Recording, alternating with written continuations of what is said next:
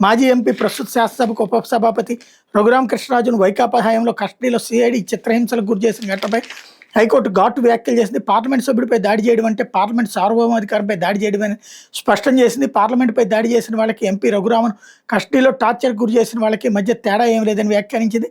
ఎంపీని చిత్రహింసలకు గురి చేసినట్టు ఆరోపణలు ఎదుర్కొన్న ఐపీఎస్ అధికారి సునీల్ నాయక్కి ముందస్తు బెయిల్ రక్షణగా ఉండదని పేర్కొంది. ఎంపీని హింసించిన ఘటనలో ప్రత్యక్షంగా పరోక్షంగా సునీల్ నాయక్ కీలక పాత్ర పోషించారు. ఆయన ఎప్పుడు లొంగిపోతారు చెప్పాలి, లొంగిపోవడం మీకే మంచిది, లొంగిపోతారు లేదా బెయిల్ పిటిషన్పై వాదనలు పిలుస్తారా నిర్ణయించుకుని ఏ సంగతి కోర్టుకు చెప్పండి అని సూచించింది అన్నటువంటిది హైలైట్ చేశారు. అయితే ఖర్చులో ఎక్కువ మొత్తం జీతాలు, వడ్డీలు, పింఛన్లకే. దేశంలోని అన్ని రాష్ట్రాలు గత 10 ఏళ్లలో 131% మేర ఖర్చులు పెరిగిపోయినాయి.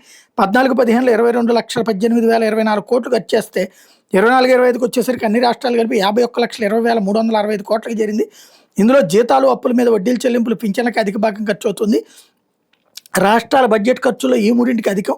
ఆంధ్రప్రదేశ్ సహా దేశంలోని 12 రాష్ట్రాలు ప్రభుత్వాలు పింఛన్ల కోసం ఖర్చు పెడుతున్న మొత్తం కన్నా అప్పులపై వడ్డీ చెల్లింపులకే ఎక్కువ ఖర్చు చేస్తున్నాయి.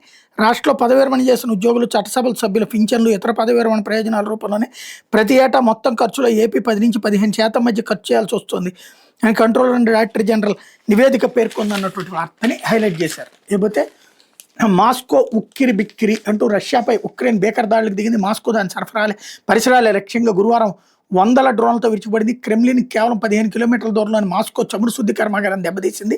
అది మంటల్లో చిక్కుకోవడంతో మాస్కో వ్యాప్తంగా దట్టమైన పొగలు కమ్ముకొని పర్యవసానంగా నగరంలో 4 విమానాశ్రయాలు మూతపడ్డాయి. డ్రోన్ శకలాల కారణంగా పలు భవనాలు దెబ్బతిన్నాయి.